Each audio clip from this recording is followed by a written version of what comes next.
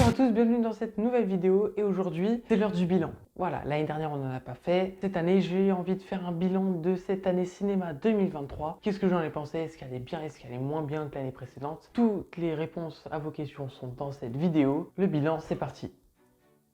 Avant de commencer cette vidéo, je vous invite à vous abonner à ma chaîne YouTube puisque l'année prochaine arrive à très grands pas, c'est dans quelques jours. Et j'ai prévu pas mal de trucs pour poser de bonnes bases sur l'année qui nous attend. Alors 2022, je l'avais trouvé, on va dire, plutôt pas mal comme année cinéma. Il y avait pas mal de gros films qui étaient attendus. Mais la majorité de ceux qui étaient très attendus, au final, étaient un petit peu décevants par rapport à l'attente qu'on avait. Alors que là, cette année 2023, moi j'ai trouvé vraiment quand même très quali. On a eu des gros films que j'ai adoré, honnêtement. Il y a eu forcément quelques petites déceptions, on reviendra dessus. D'ailleurs, peut-être on reviendra dessus dans un premier temps pour finir par le positif. Mais globalement, c'est une année très cool. J'ai passé de super moments au cinéma, j'en ai gardé des souvenirs incroyables. Et j'espère que 2024, d'ailleurs, continuera sur cette lancée. Donc, comme j'ai dit, on va commencer par ce qui m'a un petit peu déçu cette année. Il y a 2-3 points, c'est vraiment pas grand-chose. Ça peut être des films, ça peut être des points généraux, vous allez voir. Mais le premier d'entre eux, c'est tout simplement Napoléon de Ridley Scott. C'est un peu une évidence de le mettre dans ce flop, étant donné, justement, comme je vous disais, toute l'attente qu'on avait autour de ce film, je m'attendais à quelque chose d'un peu plus spectaculaire, d'un peu plus propre, sachant le réalisateur, les acteurs qui étaient dans ce film. On va pas se mytho, vous l'avez vu dans ma critique, je suis relativement mitigé concernant ce film. Je pense que je suis pas le seul, surtout quand on voit la majorité des critiques, surtout que ça touchait à notre histoire, donc forcément, comme c'est l'histoire de la France, on attendait forcément beaucoup de ce film et surtout que ce soit respecté. Là, on a l'impression que, bon, c'était pas le cas, tout simplement. Donc c'est pour ça, je pense que c'est peut-être pas le plus mauvais film de l'année, c'est peut-être celui qui a le plus déçu en termes de rapport attente et ce qu'on a au final. Et l'autre film de cette année, il est très simple, ce sont les films de super-héros. Alors je vais prendre les deux franchises une par une, mais les deux sont un flop, que ce soit DC Comics dont on parlera juste après, ou Marvel. Marvel, voilà, on va pas se mentir, ils ont sorti 3 films cette année, il y en a un qui est dégueulasse, on l'a répété combien de fois cette année que Ant-Man 3 il était mauvais, je sais plus. Il a pris des balles perdues dans des vidéos. Bon, il a une vidéo qui lui est dédiée où je suis quasiment dessus, le haut film. Et je vais pas revenir dessus. Vous savez déjà ce que j'en pense. Si Marvel s'ensuite, alors oui, je l'avais trouvé plutôt sympa, mais on est quand même loin de la qualité qu'on avait quand on regardait Iron Man ou les Captain America ou les précédents Avengers, tu vois. Certes, j'ai passé plutôt un bon moment parce que j'avais aucune attente, mais voilà, ça reste pas un film incroyable non plus. Le seul qui redresse un peu la barre dans le MCU, c'est Gardiens de la Galaxie 3, mais pareil, c'est un truc à part. Les Gardiens de la Galaxie, ça a toujours été un petit peu à part. C'était fait par James Gunn, qui est quand même relativement talentueux par rapport à pas mal de réalisateurs qui ont fait des films pour Marvel. Ça se voit tout de suite, Donc ouais, on ressent forcément une fatigue des super-héros. Marvel, ça a quand même pas du tout cartonné. 2024, ça risque d'être encore plus compliqué. Vous allez le voir dans une prochaine vidéo que je vais faire l'année prochaine. J'espère quand même qu'ils vont remonter à pente parce que ça reste un univers que j'aime beaucoup encore. Et l'autre franchise de super-héros, évidemment, DC Comics. On n'en parle pas beaucoup sur la chaîne parce que tout simplement c'est pas un univers auquel j'ai réussi à accrocher, mais vraiment depuis le début. Je trouve que c'est... Voilà, j'ai eu du mal. J'ai eu complètement du mal. J'ai tellement eu du mal que le dernier Aquaman, là, je suis même pas allé le voir. Alors j'aurais pu en faire une vidéo parce que oui, c'est un sujet dont beaucoup de gens vont parler parce que c'est Aquaman, tout ça, c'est la fin du DC Extended Universe. Voilà, ça m'intéresse pas, je vais pas les payer 10 balles parce que il faut que je fasse une critique dessus. Ça n'a pas de sens. Pour vous dire à quel point je trouve ça décevant, j'ai quand même fait l'effort de voir The Flash et Blue Beetle. Les deux, je les ai pas trouvés fous, surtout The Flash, c'est vraiment pas beau. Donc voilà, moi DC Comics, pareil, ils vont avoir une année compliquée en 2024. J'en parlerai évidemment quand je présenterai les films les plus attendus de l'année prochaine. Bon, tout ça pour dire qu'il était temps de reboot cette franchise. Donc ça, c'était pour la partie flop. Ça, vous voyez, il n'y a pas grand chose, il y a un petit élément, un gros élément. Et on va passer surtout au top, parce que cette année, il y en a eu des tops. Vous allez voir. Et le premier top dont je voudrais parler, c'est les films d'animation en général. Parce que je trouve qu'on a une diversité cette année, vraiment. Ça a commencé avec Super Mario Bros. Alors c'était de la 3D, on va dire, qu'on avait l'habitude de voir souvent au cinéma, proposé par les studios Illumination. Mais le détail, la qualité, l'esthétique du film était vraiment sublime. C'était très beau, c'était très précis. Tu sentais que ça avait été très bien travaillé alors que c'était, on va dire, entre guillemets, simplement de la 3D. Il n'y avait pas de prise de risque comme il y avait dans Spider-Man Into the Spider-Verse, tu vois. Mais c'était génial. Visuellement parlant, c'était super. Ensuite, on avait Pixar qui nous a proposé une petite nouveauté, notamment sur le personnage de Flamme. Son visuel, c'était quelque chose qu'on n'avait pas l'habitude de voir chez Pixar. Donc là, c'est pareil, c'était plutôt propre. Ça restait assez basique sur tout le reste, mais visuellement, ça restait quand même plutôt pas mal. Ensuite, nous avons eu le Ghibli, voilà, le film de Miyazaki, toujours aussi beau. Ces films-là, c'est vraiment de l'art. J'ai pas d'autres mots, ils sont vraiment super bien faits. Et pour moi, peut-être le banger de cette année 2023 en termes d'animation, vous en doutez, c'est Spider-Man Across the Spider-Verse. J'ai encore les souvenirs, ça allait dans tous les sens et tout, il y avait tellement de couleurs, tellement de designs différents, enfin franchement, waouh quoi.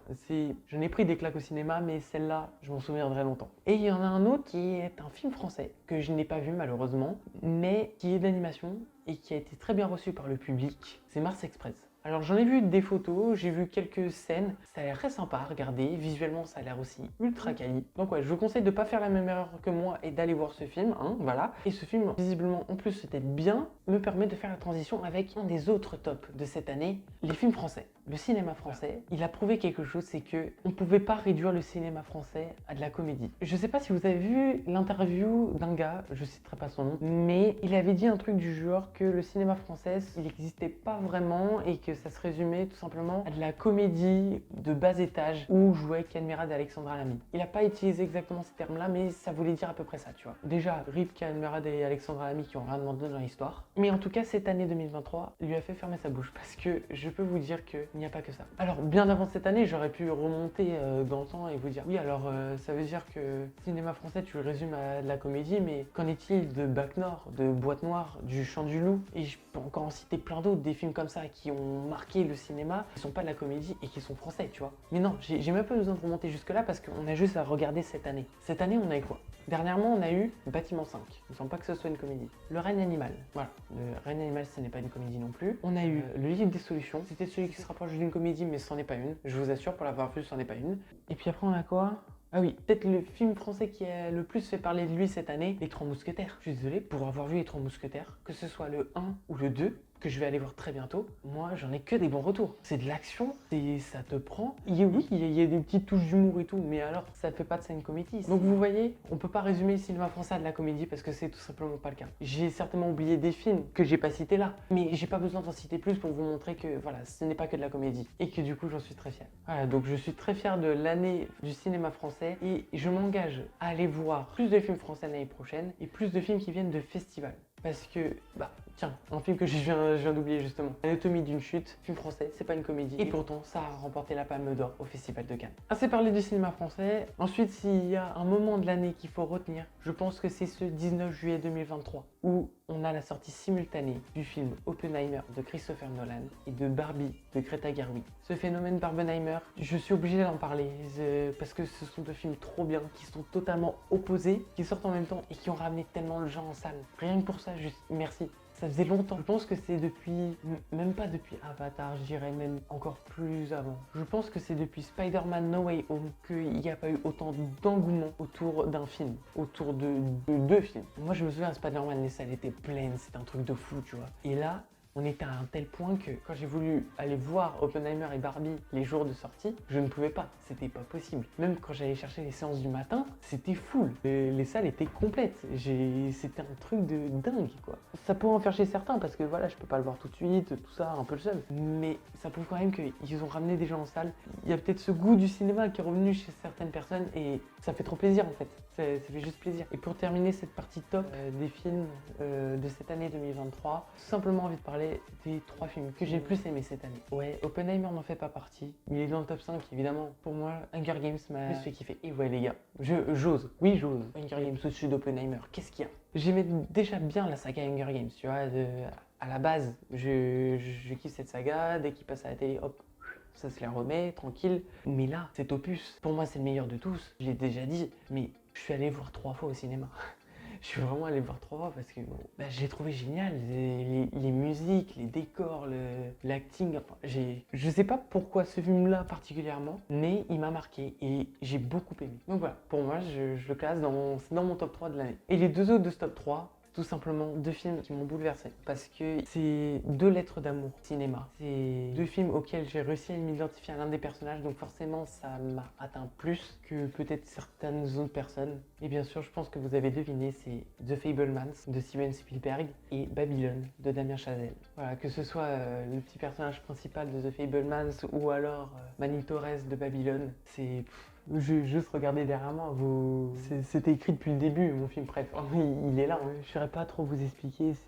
On n'est pas sur des événements tristes, et pourtant, ces deux films m'ont touché, ces deux films m'ont ému, c'est certainement mes deux films préférés, tout court, même pas de l'année, parce que voilà, j'aime le cinéma, c'est une lettre d'amour au cinéma, donc comment ne pas aimer ces films-là, tu vois. Spielberg, c'est un génie, ça l'a toujours été, du début à la fin de son film, je trouve ça trop génial, il arrive à faire partager cette passion du cinéma à travers ces 2h30 de film. Puis Babylone, je vous l'ai déjà dit dans la vidéo que j'en ai fait, mais je me suis identifié à Manny Torres. Son rêve, c'est d'aller dans le cinéma, d'être sur les plateaux de tournage, comme moi finalement. Donc ouais, c'est forcément, ça te touche plus, t'as l'impression d'être à sa place, de comprendre ce qu'il vit, de comprendre tout ce qu'il traverse, tout ce qu'il ressent. Donc voilà, ça décuple tes émotions, donc forcément, j'ai peut-être plus aimé que la moyenne.